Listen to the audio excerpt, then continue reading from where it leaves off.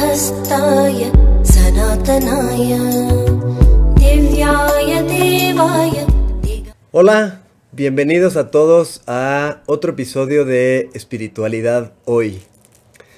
Un programa diseñado y pensado para acompañarte en tu proceso de expansión de conciencia, trayéndote conocimiento, sabiduría y enseñanzas de grandes maestros para tu proceso de expansión. Welcome to the program. I am so excited to have you, Khenpo, Choying, Dorji. Thank you for having me here. I am going to lead the interview with a very brief part on yourself, and then we'll go straight to the subject of today, which is Buddhism for everyday life. So I want to present you. I read a little bit about your story. You started it with a teacher whose name is Ken Rinpoche Kunja Wunchuk. Yes. That was your beginnings.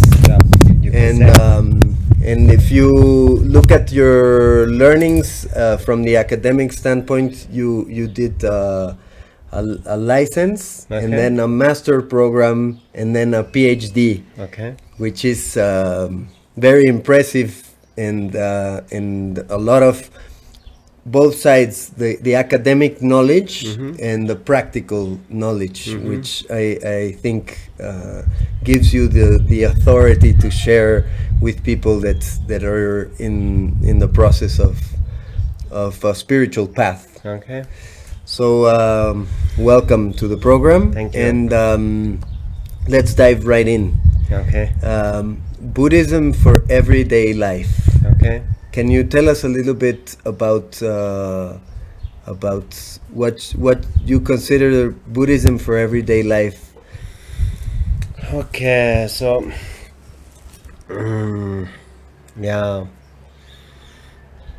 before that, I also would like to share a little bit my story also. Yes.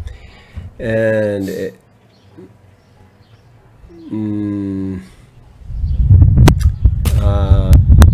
I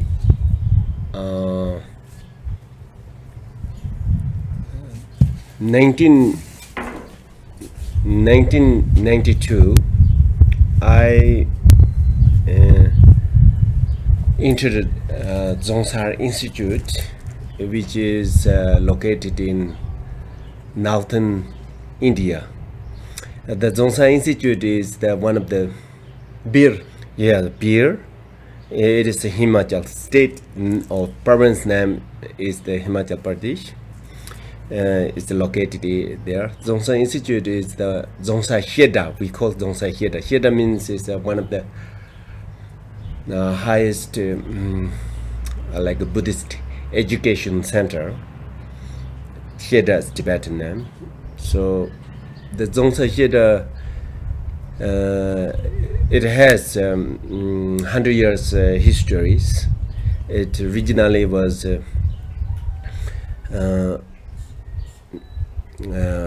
started in Tibet, right now in Sichuan province. Before Chinese. Before cultural relation. So it was initiated by Zongsan Gyalrong Chinse Ompo. He has planned it, and his reincarnation is called Zongsan Gyalrong Chinse Chujilodu. He's continue his previous reincarnations reached and then started, and from established the Zongsar Institute to until 1957, before the Cultural Revolution. It was around 30 years. So during those time, it was really successful Buddhist university. The 30 year only they can continue 30 years, but modern Nalanda. Yeah, it was became really Nalinda of the Tibet. Yeah, the Nalanda of the Tibet. So it became it's become a source of the place where many those Dhamma holders come from, especially after cultural revolutions. The Buddhism was really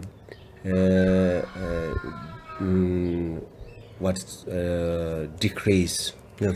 And that during that time who are revival the Tibetan Buddhism, most masters regardless lineages actually was graduated from that Zhongshan Institute. And then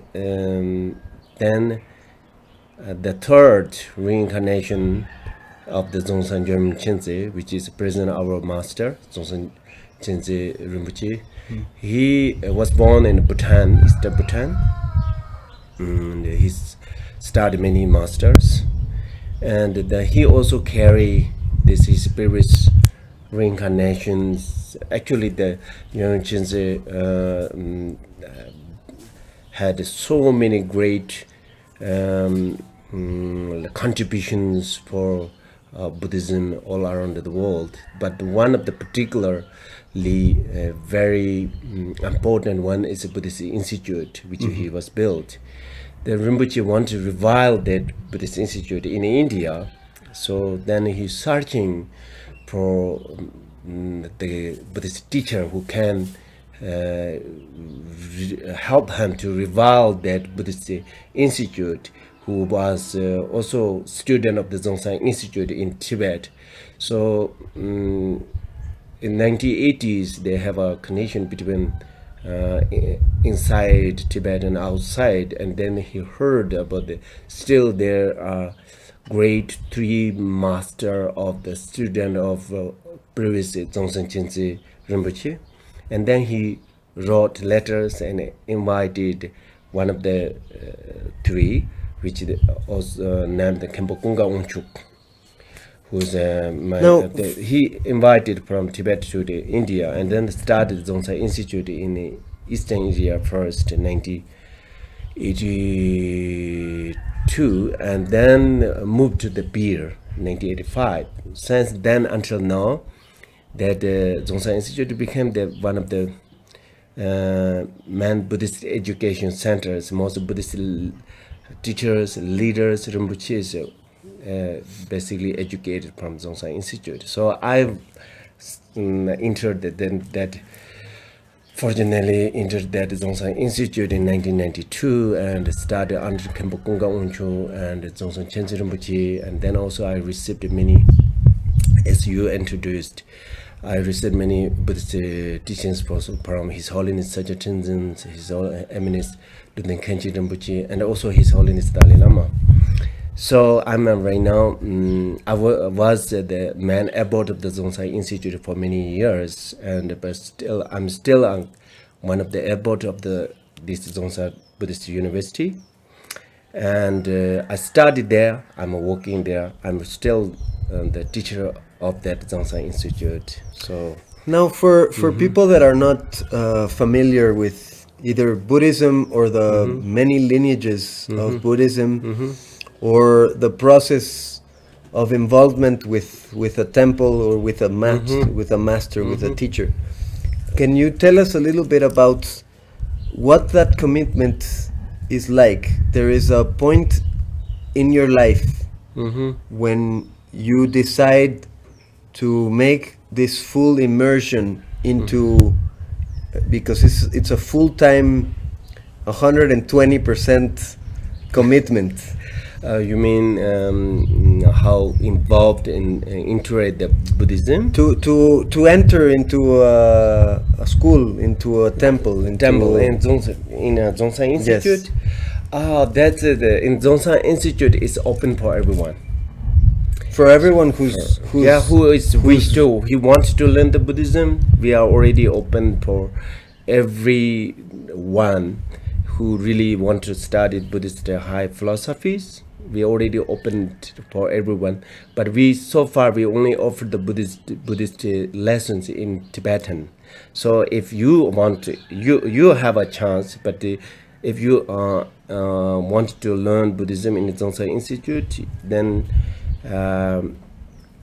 you have to able to speak Tibetan. And apart from that, yeah, it's not that difficult. Everyone will come. We are already open for everyone. So you're open to everyone. You have to learn Tibetan. Yeah. So far we are only offer the Buddhist lessons in Tibetan language. Yes. But what is the commitment? Once you decide, you say you want to learn Buddhism, you're willing to go to the university. What is the commitment? 4-year residential program, or we have a Madhyamaka program, Shastra program, and Acharya program, and also Khenpo degree, which is equivalent to PhD. The programs and the total from start point to until finishing is will take almost 16 or 17 years. It also depends on the individuals. So actually, you can it's go a 4 to 16 year commitment. Yes, for like Madhyamaka is nearly 7 years. Shastra another 3 years.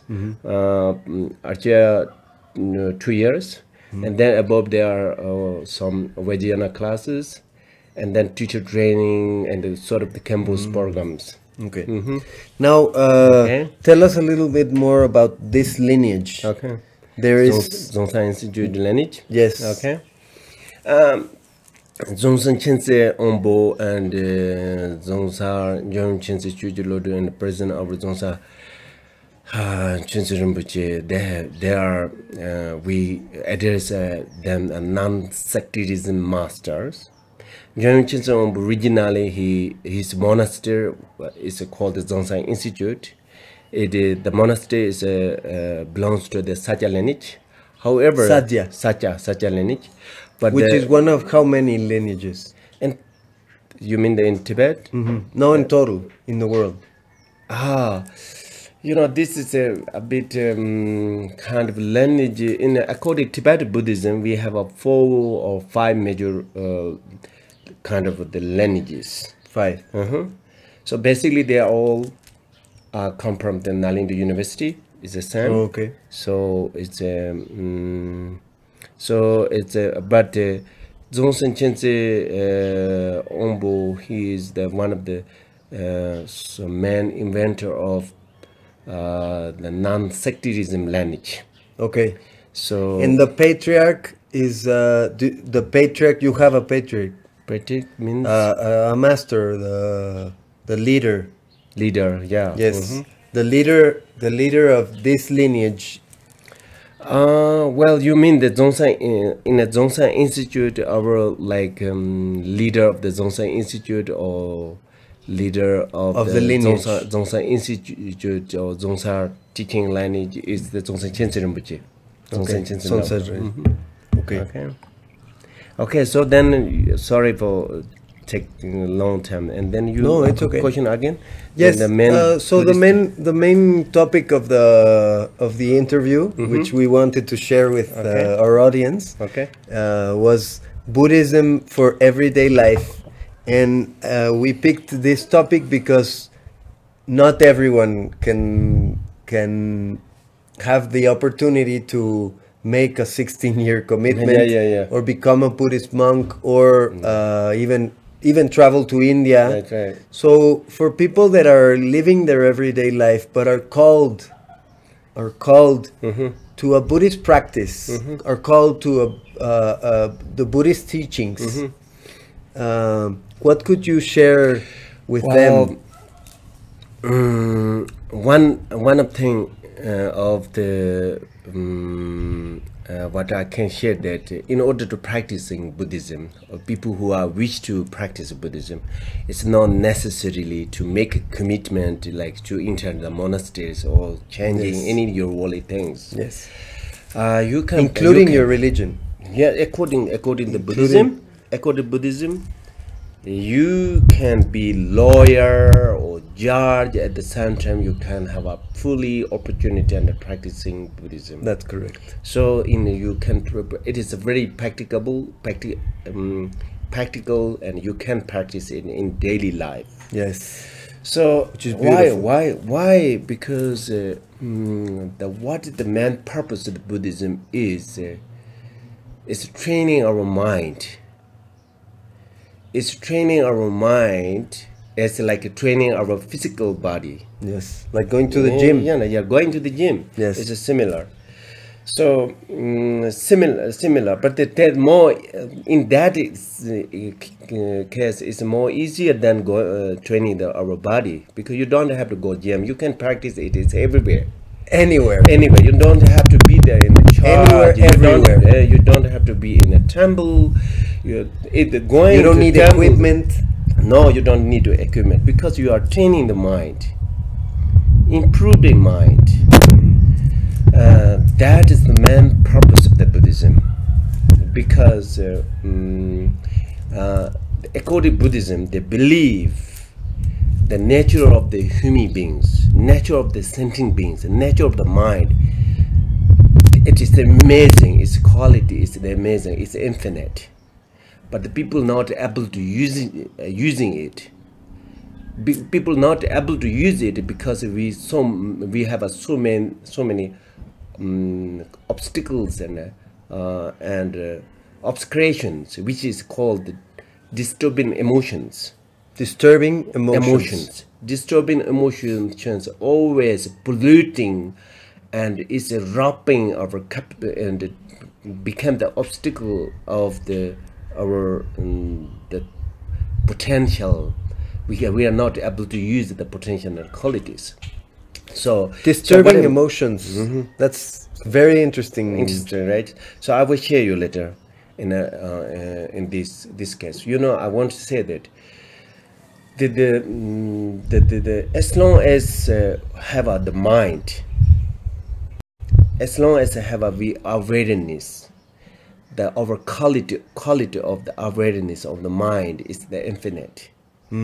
So because of that, we can train our mind in infinite way, not like training like a physical body. Physical body cannot train in an infinite way and has limits. So it is physical is limited. Mind quality is limitless.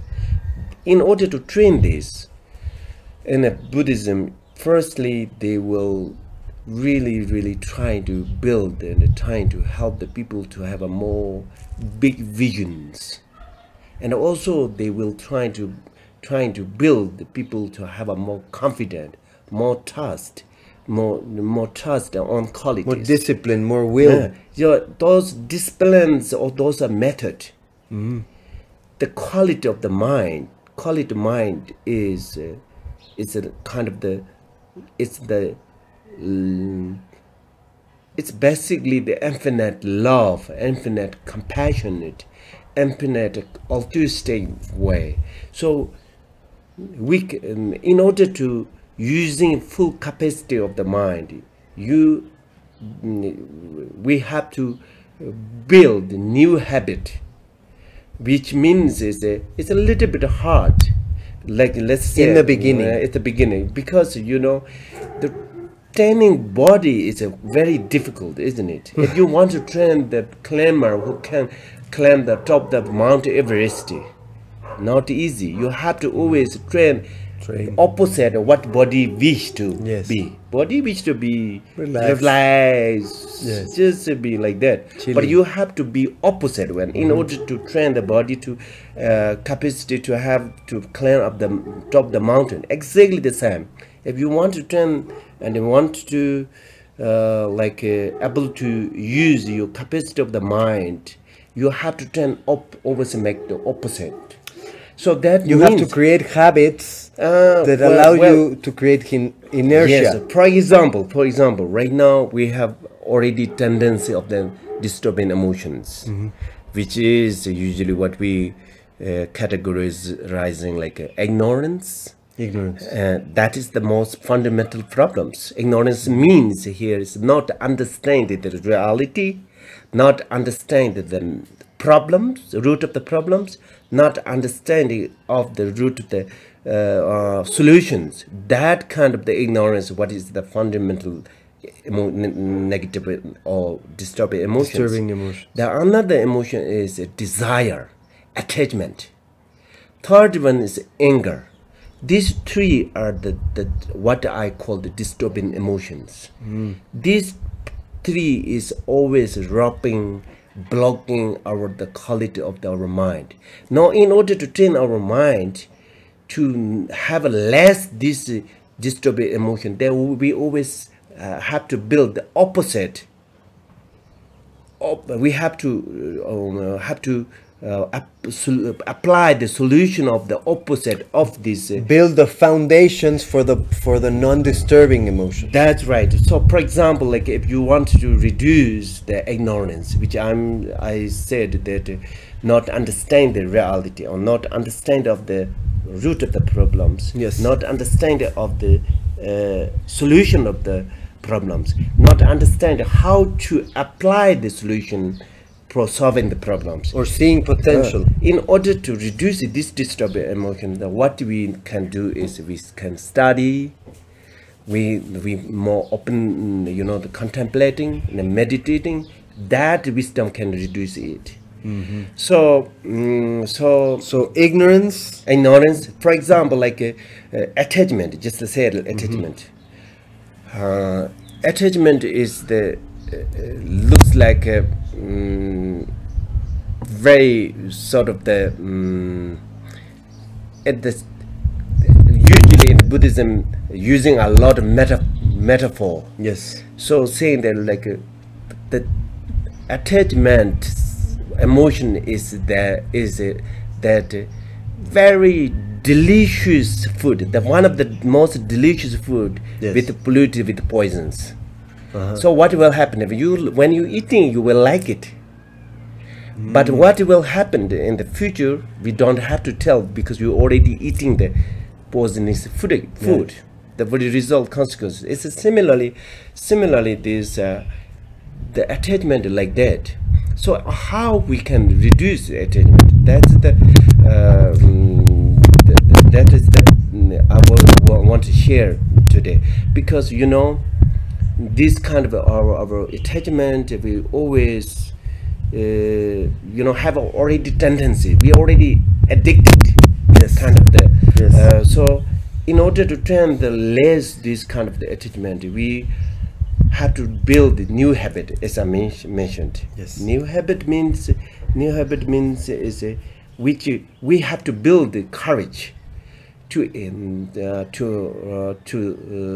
have the courage to listen, hear the difficult situations. For example, right now, because of this kind of self-attachment and attachment things, even make us do not like to hear of the difficult situations in what we may have to face. For example, death. Nobody like to hear of the death. Yes. But death is unavoidable for every one of us. We yes. have to go. Yes. Because this now we need to build courage to heard about death.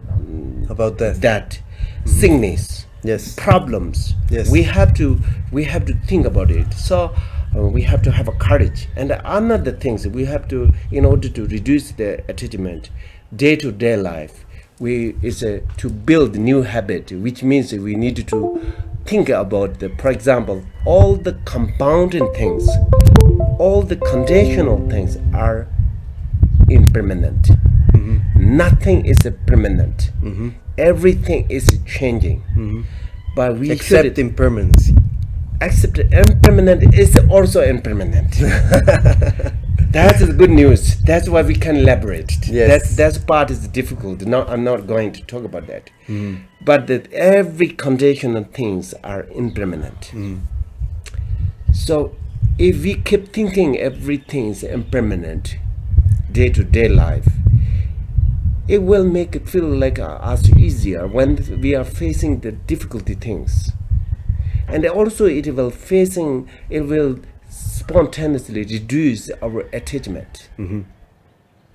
If just having understood the impermanent does not much help, we have to build to thinking about the impermanent. Even my own loving body have to live. This kind of thinking, looks like why we have to think of the bad things, because we are so covered and do not like to even heard about this situation, even unavoidable. Yes. But what I'm saying that in order to reduce the attachment and anger, if we could reduce attachment, anger will be reduced.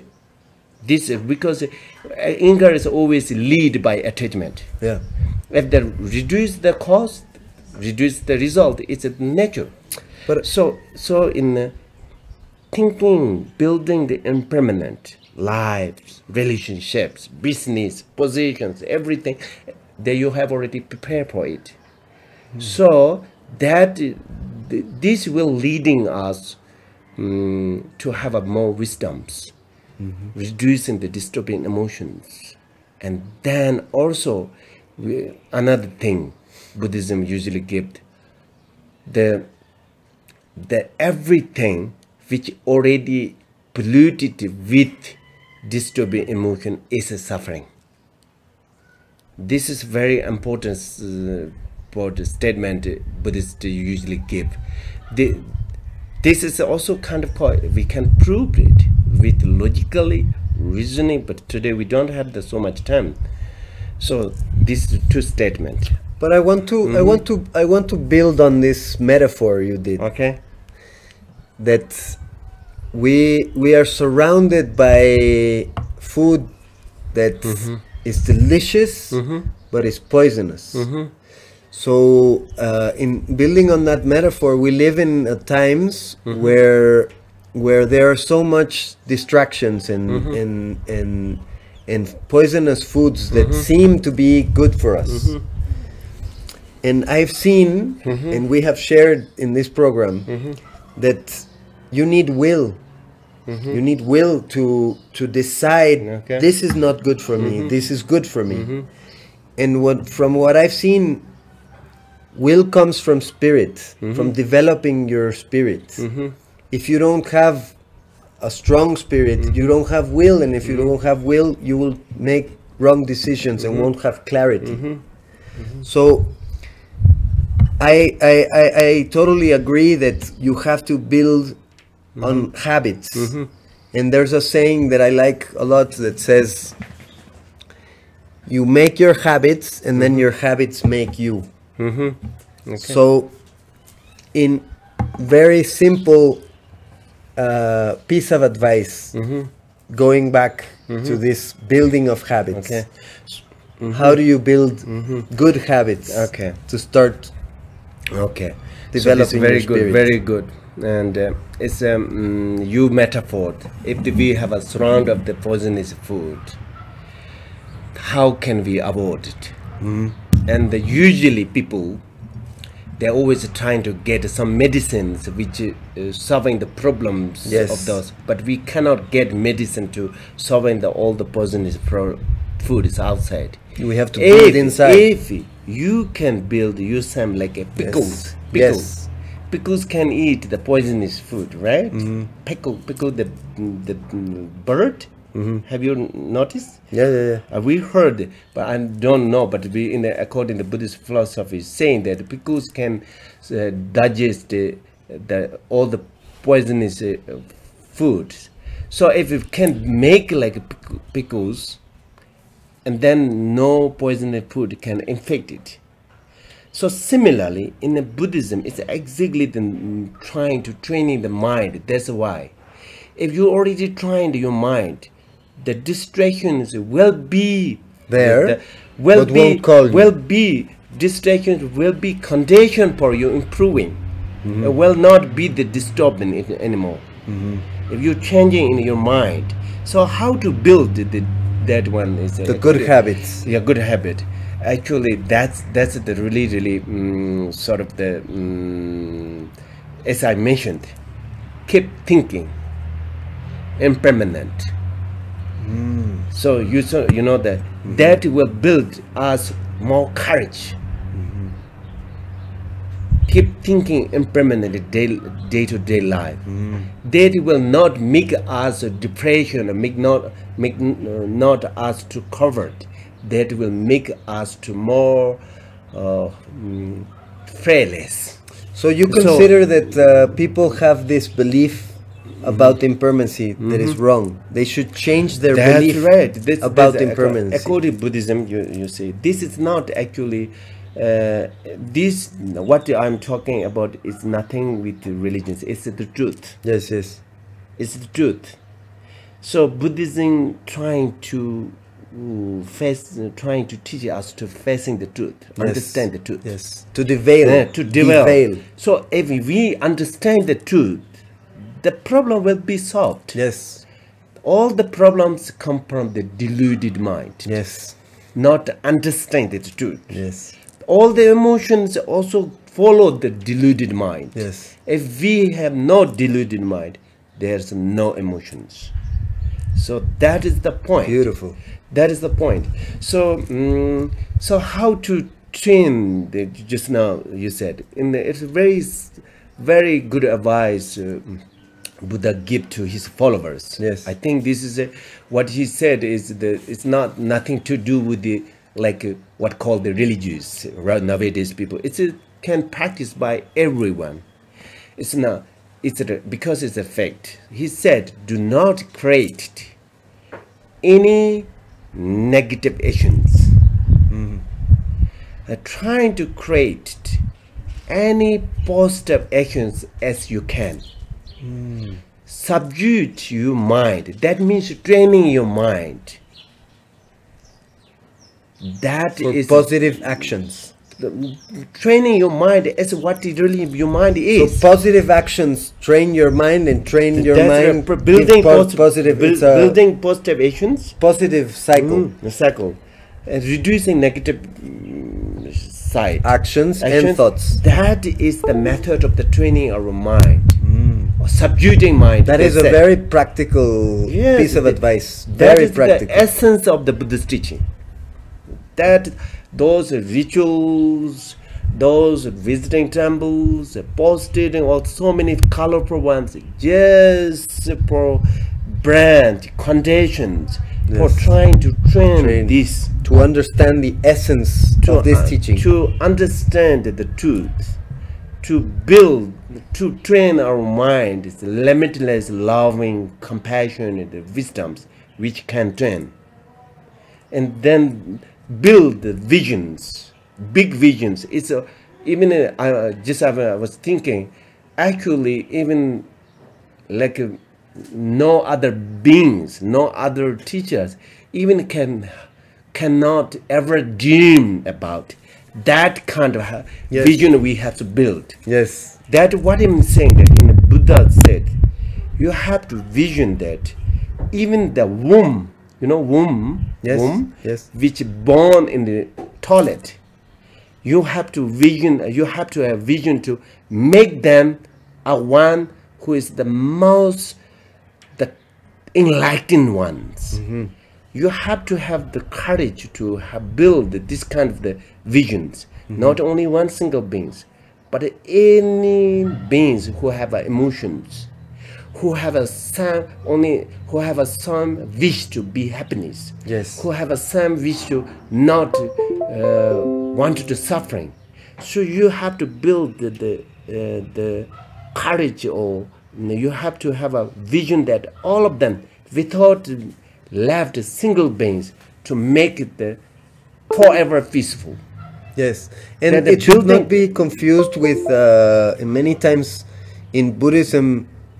Followers and non-followers of Buddhism confuse the idea of desire with dreaming. Desire, when you desire something, is because you have attachment. But you can have visions without attachment, and that is not a desire that makes you suffer. For example, I may want to have a beautiful home. There's nothing wrong with wanting to have a beautiful home. There's something wrong with wanting a beautiful home now, the way I want it. That's attachment. That's right. In order to reduce the attachment, we needed to know the truth. You know, you are just now talking about the truth. What the truth? we are attaching so much the big house, big positions, big money in a bank, all those things. Material because, solutions. because we have a desire like this, Yes. that will drive us restless.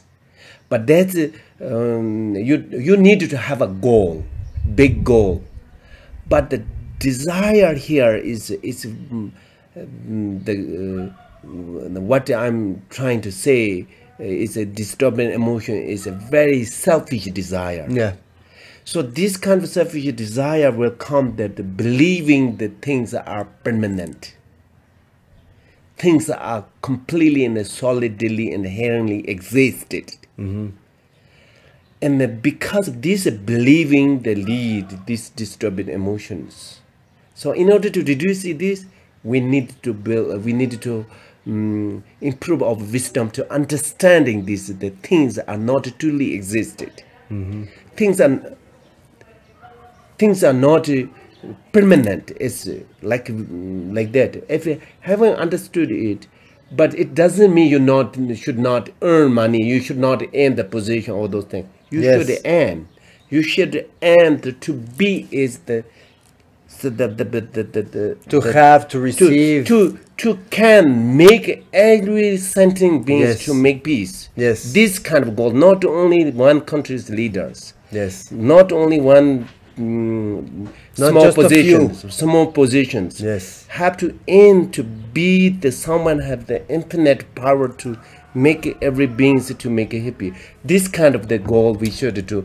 That Buddhism trying to teach it. That if you have a bigger goal, your action will be bigger. If you have a limitless big goal, your wisdom will be limitless. Your compassion will be limitless. Your loving kindness will be immeasurable. Yes. So Beautiful. So then what will be? We call Bodhisattva. Bodhisattva Sanskrit. Bodhisattva, sattva is the most courageous ones, the most fearless ones. Then so will be like that. Yes. So in order to train that, not necessarily go to temples to attend the ceremony. You can train everywhere, and those kept thinking of the peace of their voices. Now I want to close close the program with. Can you share where you here in Mexico? Yes. Oh, okay. So I have my guru, who is Dzongsen Gyalrong Chense Rinpoche, and he has many disciples and followers around the world. So Rinpoche is really busy right now. He has so many different teachings, Travel. there's porgies, many, and then of course also Rinpoche want to his followers and the student to have a more sort of Buddhist knowledges. Yes. And Rinpoche already suggests all of them to learn more Buddhism. So Rinpoche sending me to helping them. Oh, great. To sort of discuss Buddhist sort of the views, paths, how to apply the practice. We do also practice together. And so yeah, I went to many different places. This is a kind of quite long trip. Yes. I went to start from Russia, Moscow, to Hamburg University, and then went to Berlin, and then also Greece, Thessaloniki, from them to Vancouver in Canada, and also University of British Columbia, and then went to Halifax, and come to the New York upstate, and then from them to the Monteria in Mexico. So now I'm here also. And now you're here in Valle de Bravo. So I'm here, but still I'm in the middle of the traveling. Good, good. Well, I hope you have a great visit, and I hope that many people listen to your teachings and can learn ways and techniques and knowledge so they can get closer to the truth. Thank you. Thank you. Thank you Thank you for so much. having me, and I also do wish every sentient beings able to use the capacity of their mind fully. Yes. With uncovered the quality of the mind, which is loving kindness, compassion, wisdoms for every beings. Thank you.